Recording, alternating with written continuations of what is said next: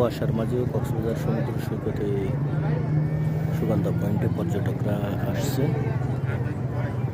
সকালবেলায় কুয়াশা, ঠান্ডার মাঝেও পর্যটকরা ছুটে আসছেন কক্সবাজার সমুদ্র সৈকতে সুগন্ধা পয়েন্টে। দেখতে পাচ্ছেন অনেক পর্যটকরা আস্তে আস্তে ভরপুর হয়ে যাচ্ছে সুগন্ধা পয়েন্ট। পর্যটকরা আসছে সমুদ্র সৈকতের সুগন্ধা পয়েন্টে।